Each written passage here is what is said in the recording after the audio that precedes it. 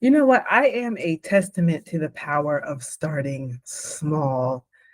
Um, what I've learned over this last 8 years of traveling around the world and using that time to tend to myself, I've learned that starting small builds long lasting habits that sort of lower the barrier to entry, and they transform overwhelming goals into tiny, repeatable daily actions.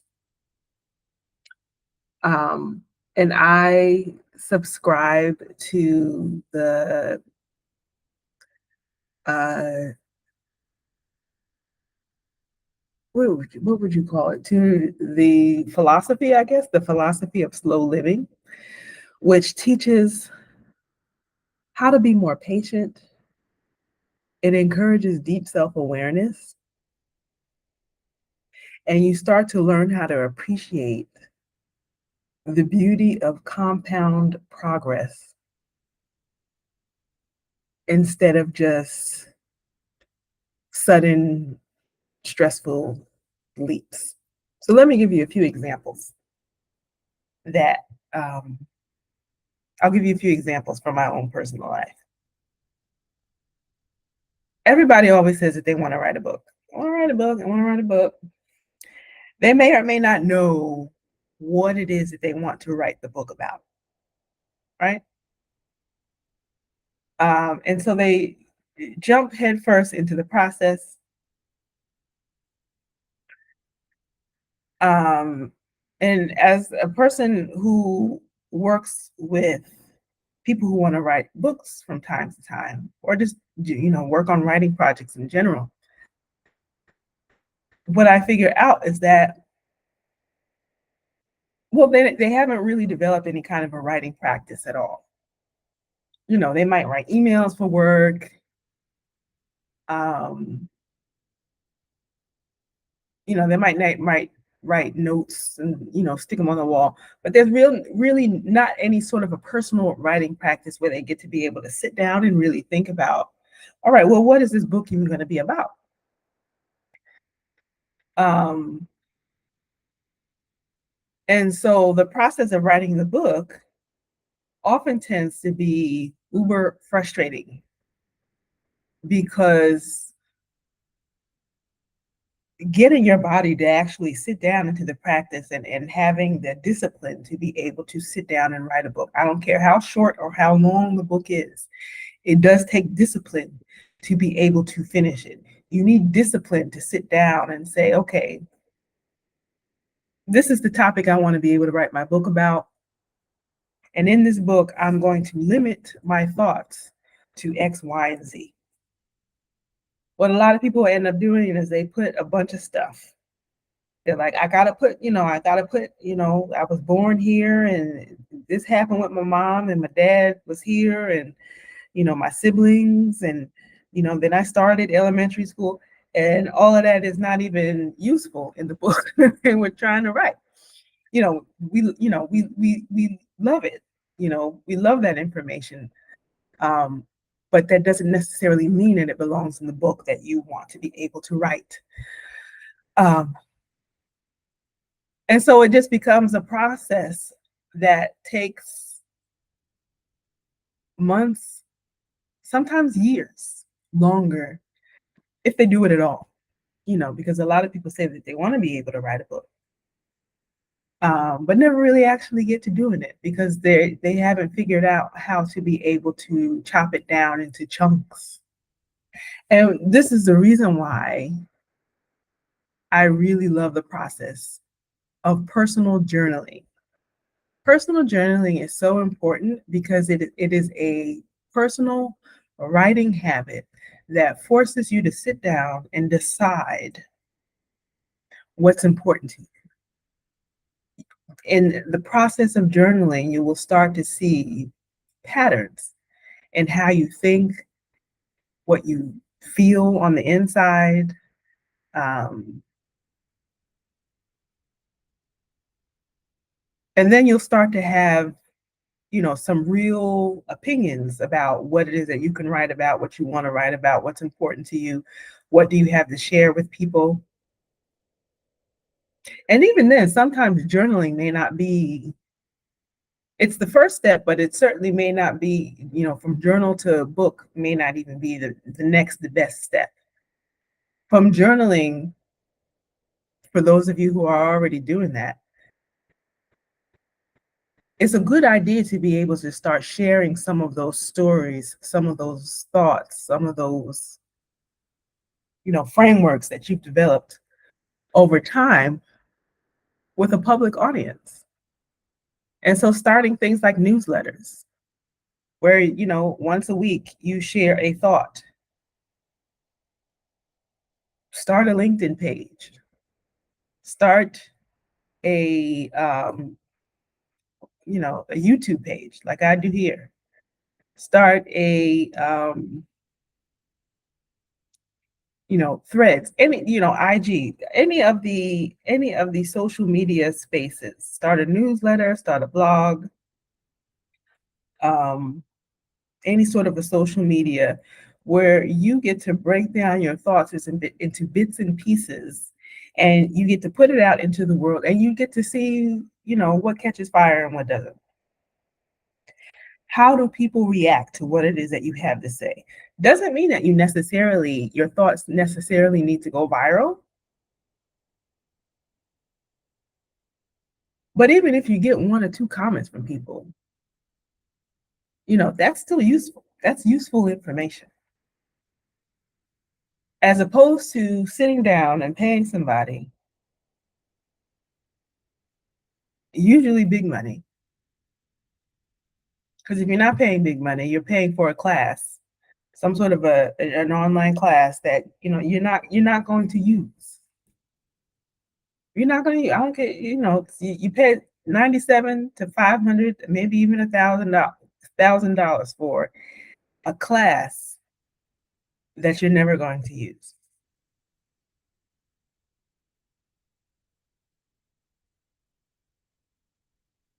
You're never going to use because you haven't done the work of sitting down and figuring out and taking the bits and pieces of your work and deciding, okay, I'm going to take today, and this is my thought for the day, and this is what I'm going to share with people. Start small. There's nothing wrong with starting small. Let's say that you even did have the discipline to write the book. Let's say you wrote the book, you sat down, and in 3 months you got the book done in 3 months because you're on it. You're on it. You got the book done in 30 days. Good for you. Now, who are you selling the book to? Who are you selling the book to? When you start small, you start gathering people who are interested in what it is that you have to say. You gather these people along the way. This is part of the reason why I do these YouTubes. It's not just because, well, part of it is because I want to be able to practice um, my public speaking. But it's also because I do this as a way to be able to gather my audience.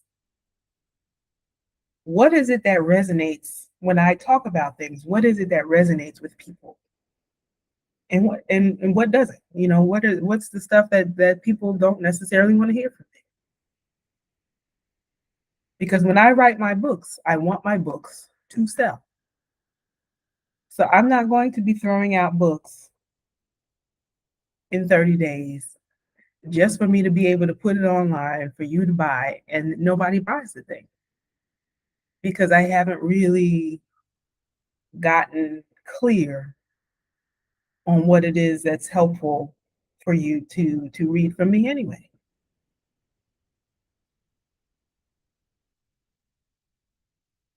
So tiny steps. Tiny steps are awesome. When you are writing, start with journaling. Do you have a writing practice? Do you journal on a regular basis?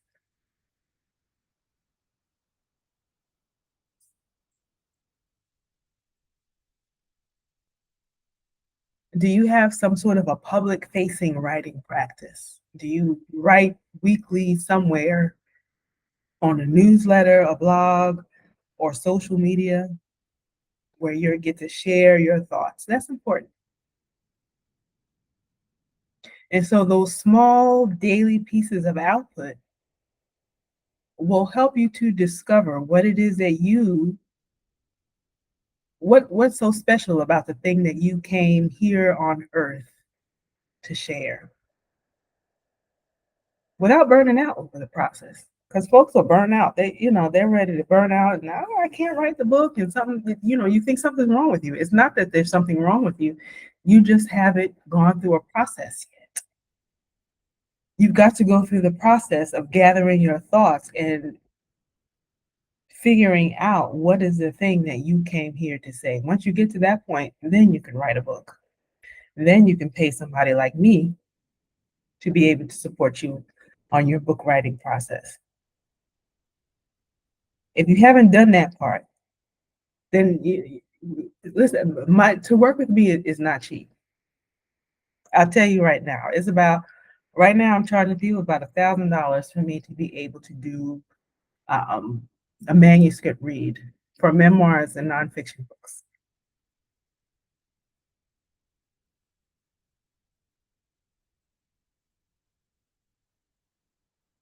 If you don't know who you're selling this book to, and it doesn't need to be thousands and thousands of people. You if you haven't figured that stuff out, then you're probably not in a space it wouldn't even be worth it for you to be able to spend $1,000 to work with me. And then I'm straight up, that's probably on the lower end.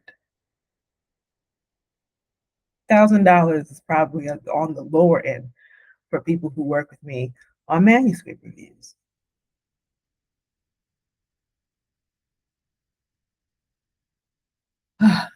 So I need to say that. Start small. Journal. And if you're doing the journaling, move on to the newsletter, the social media, figure out what people, gather up, get an email list of 100 people. Then you can write the book. Next thing, I have two more examples.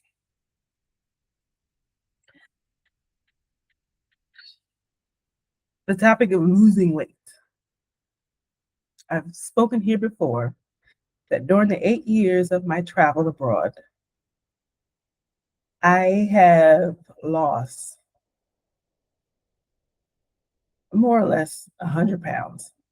Excuse me, 100 pounds, right?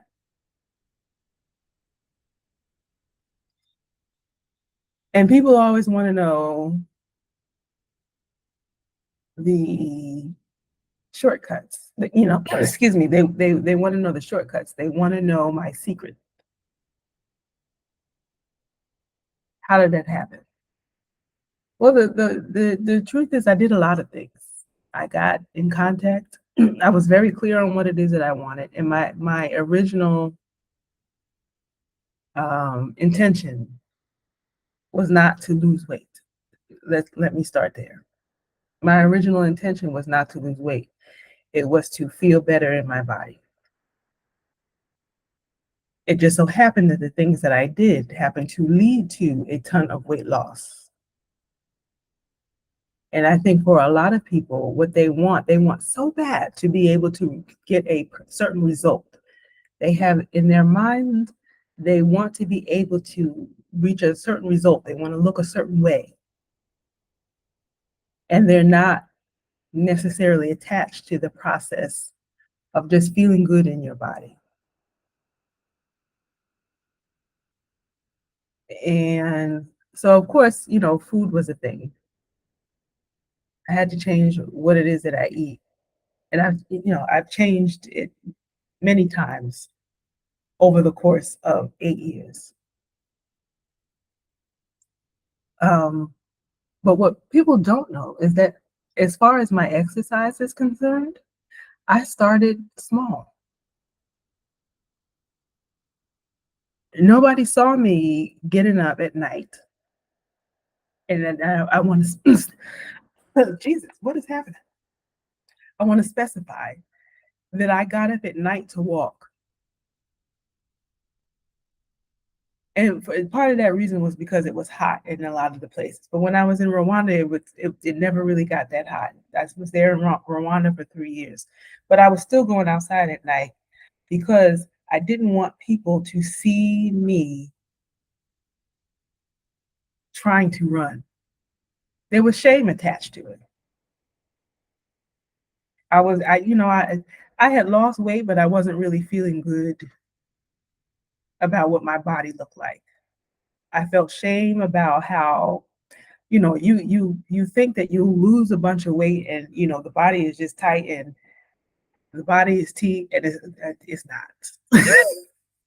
The body ain't tea because you got skin is hanging and you can cover it up with clothes and stuff and you can sort of make it look nice, presentable, but you know what you look like with no clothes on. You know what you look like with no clothes, and you know how your body feels when you're trying to do a mini jog and your thighs are doing a lot. They're doing a lot. Your thighs are doing a lot when you're trying to run. And so I went outside at night, and I would say even late at night, 10 o'clock at night. And there were still people outside. I'm not saying go outside and do things that are dangerous. I want to be clear. I was in other countries that have a night culture. So if you're in the middle of Baltimore, don't be outside in the park in Baltimore at 10, 11 o'clock at night talking about I'm trying to run. Don't do that. I was in other countries that has a night culture where they do things at night because the daytime is too hot to be able to go outside. So I would go outside at night and I felt like there were less people looking at me. And I would put on my headphones and I would decide, okay, the door of my apartment is here. I'm going to run down to the corner and I'm going to do it back and forth. We're going to do this 3 times. 1, 2, 3. And I'll even take it, child, I'll even take it back what I did even before that. I didn't even go outside. I was in my bedroom. And I would legit go from one wall to the other wall and back 10 times. Couldn't even go outside. I was so ashamed about what I looked like. My goodness. Jesus, I have come so far. I don't think y'all get it. I have come so far in how I feel about myself because I started small.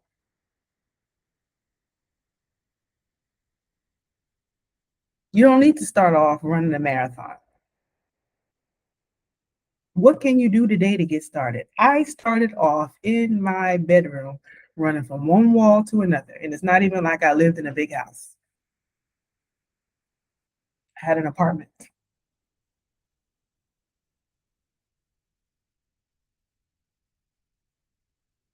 I had a queen size bed in the middle of the room, and I had a little bit of extra space on the other sides of the queen size bed.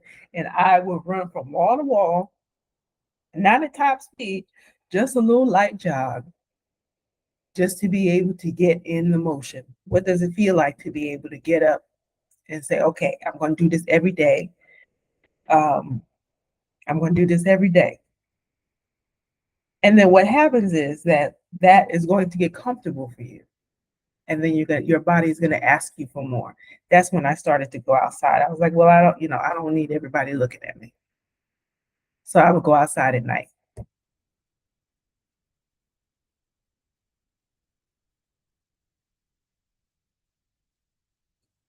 I would go outside at night. I would do small things. And what happens during this process is that you learn that movement is going to become a normal part of your day instead of just a regular punishment, a daily punishment. You're not outside pushing yourself in the heat of the afternoon. You're not out here, pushing yourself through rough reps that you're not ready for. Um, you're not, sweating real hard. I'm not against, if you want to do that, then, get yourself a trainer and do it properly. But I didn't have a trainer at the time yet. I worked my way up into getting a trainer eventually. And I probably think I want to do that again. I want to get myself a trainer for running. I never had a trainer for running. I had like an overall exercise coach that I worked with a few times, and he was wonderful. It was an online coach, a gentleman that I worked with, um, and he was really wonderful. The gentleman that I worked with. But I think I want to get someone who can help to get me in shape to complete a half marathon in 2027. That's my goal, to be able to complete the 2000 a marathon, a half a marathon in 2027, and also to be able to lose. I probably still have about another 40, 50 pounds that I need to lose and build more muscle. But I started small. Started in my bedroom, doing a back and forth, and I started to feel like, oh, okay, I can, this is something that I can do. My body wants more of this. My body likes this movement. And then from, jogging inside, I started walking long distances outside. I would go, that this was when I was in Vietnam. I would be in the center of town, and um, I would walk from wherever I was. Like, there were cafes and things that I would work from because I'm a writer. And so I spent, a good portion of the day I would spend writing at a cafe. And then I was done. I would say, all right, I need to go home. Let me just walk home. I didn't have any good sneakers. I didn't have workout wear. I had whatever the hell I had on. Whatever the hell I had on. I did have good walking sandals. And so I would walk home. And that walk home oftentimes was about a good hour, hour and a half, sometimes 2 hours, because I lived in Da Nang, which is a beach town. And in some nights, again, I'm in spaces that has a night culture. So I could be outside at night, late at night, and look at the sunsets and be outside, and when the moon is high in the sky late at night. So if you live in places that don't have a night culture like that, I'm not telling you to do that. I'm just I'm telling you what I was doing in spaces where this was appropriate. And so I would walk home for about an hour, hour and a half, sometimes 2 hours. Sometimes I would lag out at the beach, maybe grab a little nighttime something, snack, take pictures and look at the waves coming in. It was absolutely freaking beautiful, just beautiful. And on nights of the full moon, oh, on nights of the full moon in Vietnam, people come outside anyway. That's part of their culture. They come outside to celebrate the full moon and the start of a new cycle. So they would come outside, and you'd be young people outside playing soccer. Older people would be outside, with music, and it was just nice. It was just a beautiful time. Um, Yeah, so I would do that. And then of course it was hot, hot down. And so I learned how to enjoy sweating, you know? I learned how to enjoy it. I looked forward to it. I looked forward to getting back to my apartment and showing up drenched. I felt like my heart had done some work. I put it through a process. My legs were exhausted. I needed a good shower, put on my shea butter or whatever, my coconut oil, my essential oils, and I went to bed because I had a good day. I worked, I did my walking, and then I went to bed. And then from Vietnam, I grew a little bit more. I said I wanted to be able to do races. Why? Because when I moved to Rwanda, I was in a part of the world that had, some of the best runners in the whole world. Not necessarily from Rwanda, but the races that they had would attract people from nearby countries like Kenya and Ethiopia. That's where a lot of the big name runners that we see. Um, if you're a fan of running, a lot of them come from Ethiopia and Kenya. And so I ran in some of these same races that they were running. I had no idea. Like when I was running in my room, I had no idea. When I was doing that little putt putt jog in my room from one mall to another, I had no idea that I would be in Rwanda one day trying to um, run small races. And so I started off with 5K races because they had 5K races at night. I hope they still do that. 5K races, what would they call it? A night 5K. And if they had a specific route, and like the whole community would come out. Either they were watching or they were participating. And it was a 5K. And it wasn't really a race to finish, although, there were people who just sort of finished quickly. I was always in the last in the last group of folks trying to finish the race in a decent amount of time.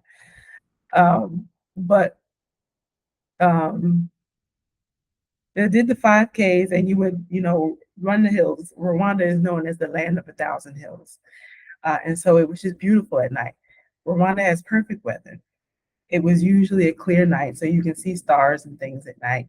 And then, over the hills, you would see the, dotted lights of home from the homes on the hills and things like that. Just a beautiful place, right? And they would cut off the street so that there was no car or motorcycle traffic. Beautiful.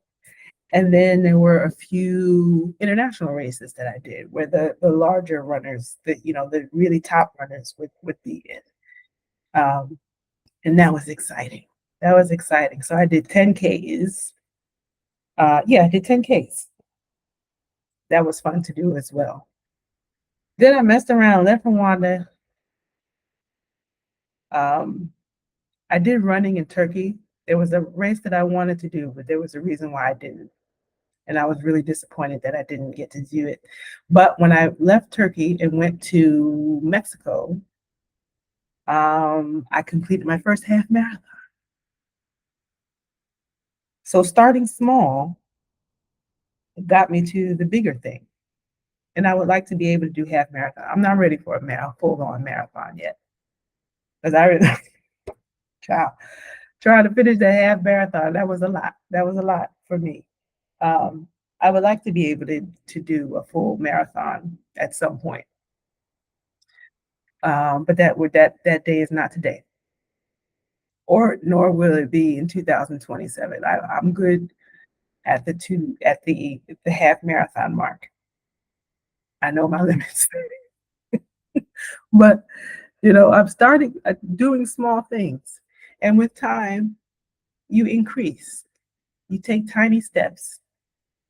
Movement has become a normal part of my day instead of, a regular, something that feels punishing.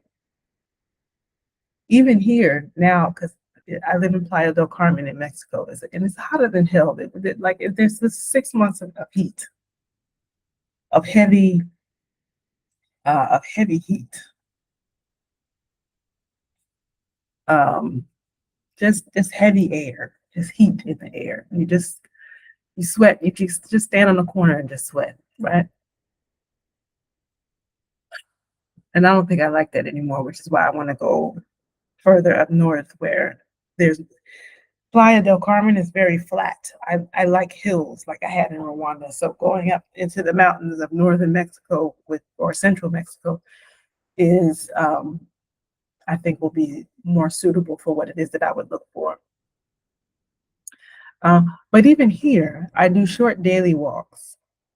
I was doing 10,000 steps a day, and then I had issues with plantar fasciitis. From what I understand, it's a perimenopause thing. Thank you, perimenopause. But I've got it together.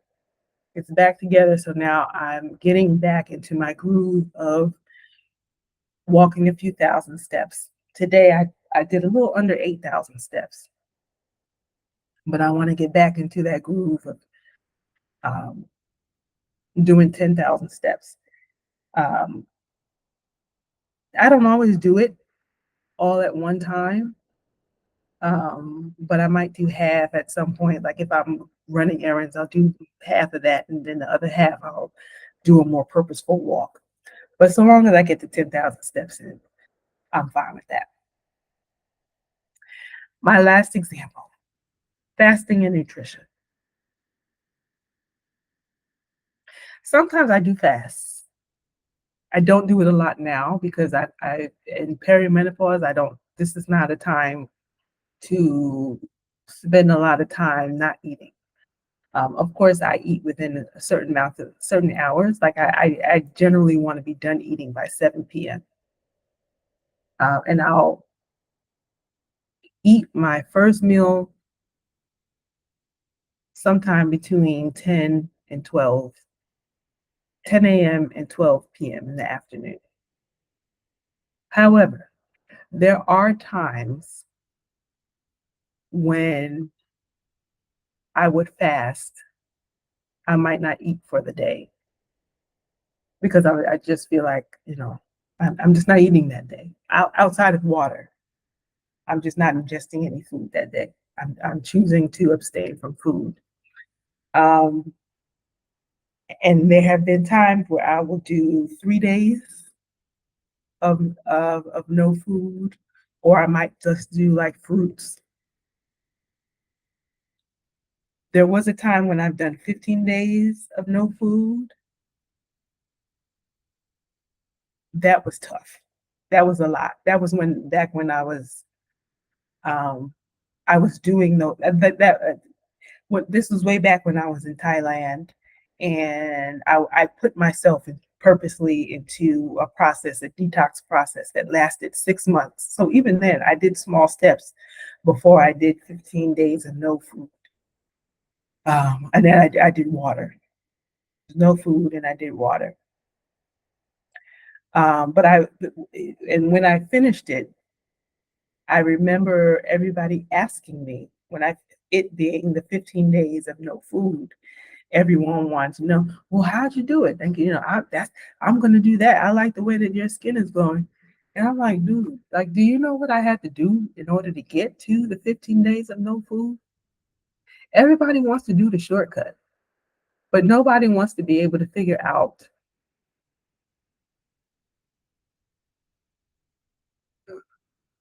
eat a salad.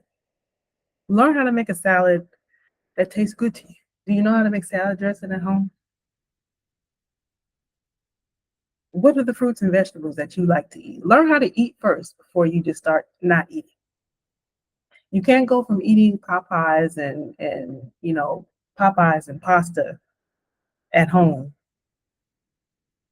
to just decide, you know what, I'm just going to do a water fast, for 40 days and 40 nights. So that you can be like Jesus. It doesn't make sense. It doesn't make sense. says lavender oil. Doesn't make sense. Let's do baby steps before we go diving headfirst into no eating.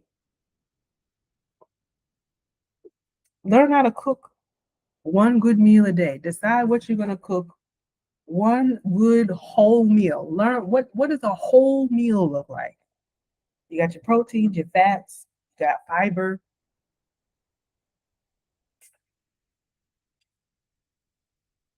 Figure out what fruits you like. You know, are you allergic to anything? Learn that information before we just decide, well, I'm just not going to eat. It doesn't make sense. So figure out what nourishes you first before we start eliminating things.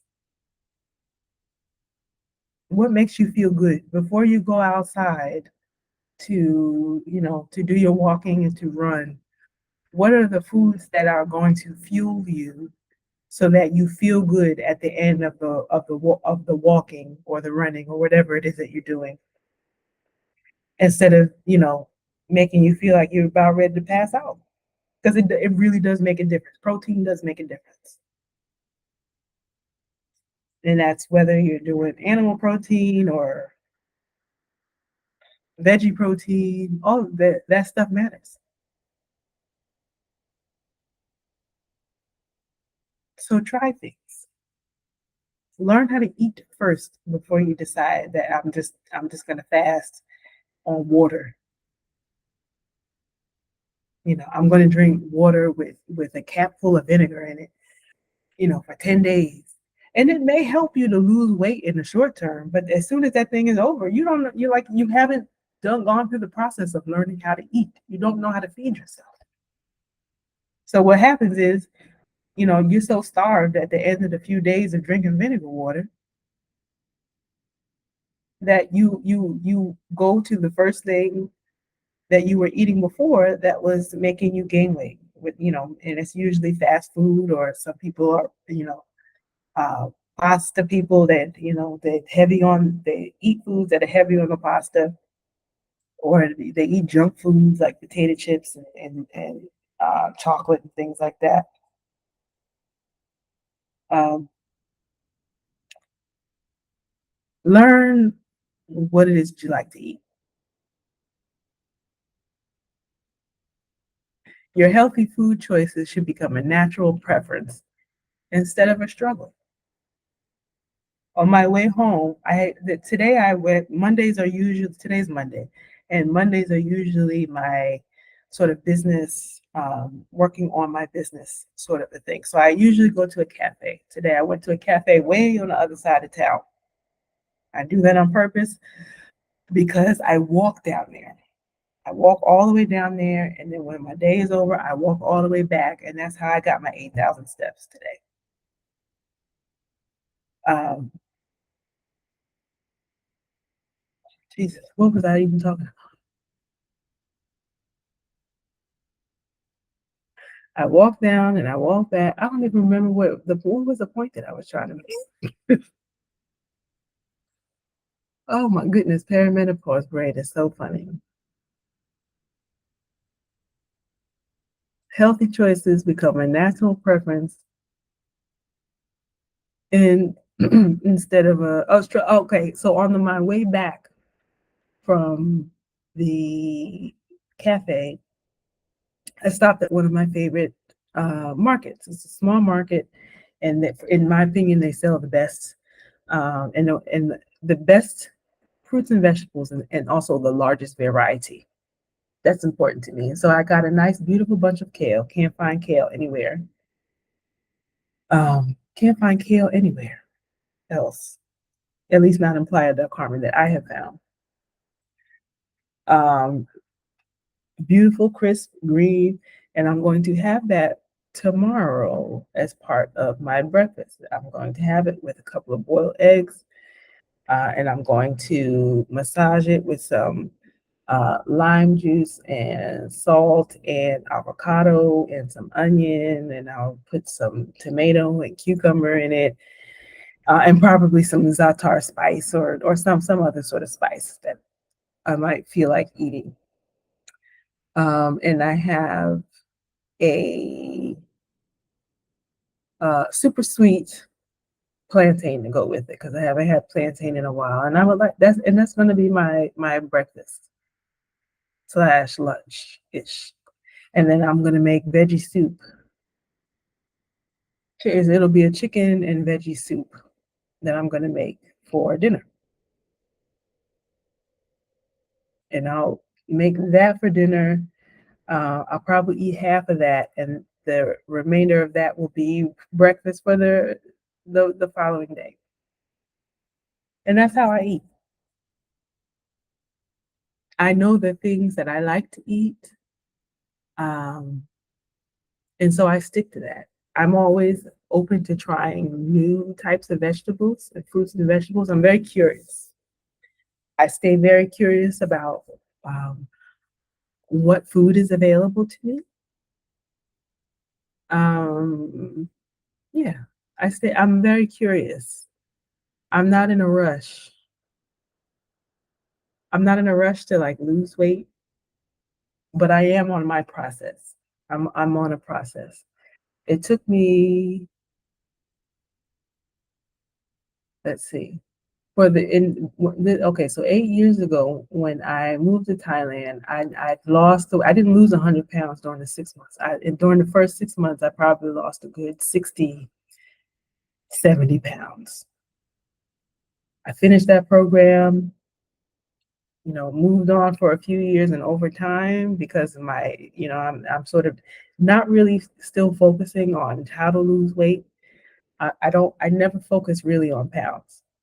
If that's what you want to do, find you somebody to do that. But for me, it was just more of I need to feel healthy enough to be able to move around, to be able to think, to be able to be creative.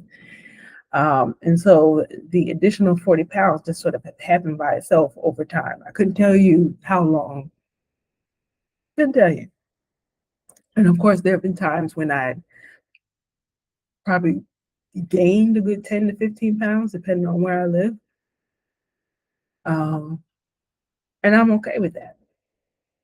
I'm okay with that.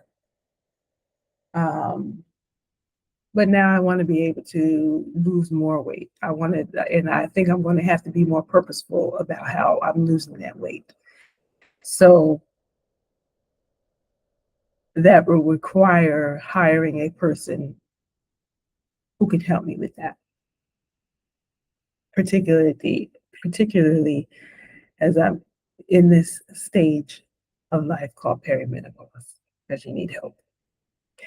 You need help. You can't do what you were doing. I can like what I was doing when I was 41 to be able to lose those initial 60 pounds is not generally, I won't say it's not working, but I can't do like what I did back then. I don't feel like I can do now. Um, I need a different approach, and that's okay. I'm fine with that. I understand that in different stages of life, you need different things. And I'm open to the process of figuring out what that is because I'm not in a rush. I like slow living. I like the process of exploration and discovery. I don't need to get to the final result tomorrow. I like figuring out what it is that's happening during the process. And in that process, I have more stuff to be able to write about. When you do stuff fast, and I'm saying this because this is, I tend to attract a lot of writers. When you do things slowly, you have more to write about.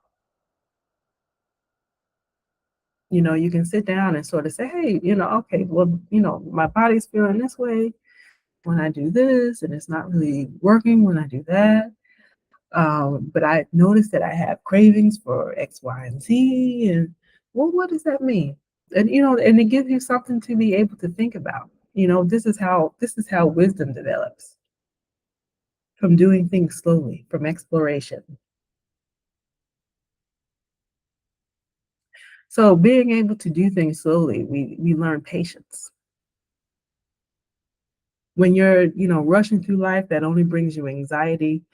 Um, while doing things slowly, doing slow steps brings calm and focus. Slow living helps to bring about presence. You enjoy the actual process instead of waiting only for the final result. You become impatient for the final result. I need the money to be here. I need for the fans to be here. I need for the perfect body to be here. Um, Slow living just says, I can sort of do this in my own time and enjoy it. And lastly, slow living brings about trust. You learn to trust yourself. The tiny actions that you are doing prove that you can keep promises to yourself. God, that right there is so important. You learn how to trust yourself in the process. We put so much trust into other things that are outside of us, but we never nobody teaches us how to be able to learn how to sit down and trust your own instincts.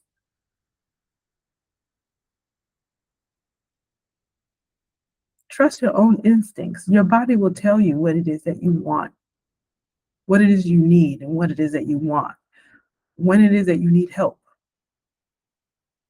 and exactly what type of help do you need. So that's what I wanted to share. That's what I wanted to share. If this type of talk is interesting to you, I invite you to join me on Substack. It's called Wealthy, Wise, and Whole. And I'm switching up the format to that. I want to do what I have now are essays along with journaling prompts, and I want to be able to do more of that. But I want it to be more of an interactive um, community. Like right now, it's essays and journaling prompts, and you can certainly join for that. You can find it at halana.substack.com. You can find it in the description box or even in the comment box. First comment, pinned comment below. And you can actually go there, sign up to my email list when I have stuff going on. I think I was thinking today about doing a class on starting a public writing practice. And I think that might be, it's either going to be a public writing practice or writing for magazines, like a 2 or 3 hour um, class. The class itself probably won't be until like October-ish. But the weekly format, the more interactive format of my Substack for paid subscribers, because I have free subscribers and I have paid subscribers. And so, I give my free subscribers a taste of what it's like to sort of be on there and, with the invitation to do the next step and join the writing community. That's on Substack. So I will see you tomorrow. Thank you so much for hanging out. If you're still here, please subscribe to the channel. Um, Subscribe, like this video, share it with somebody who may need this message today. Say hello in the comments. Peace.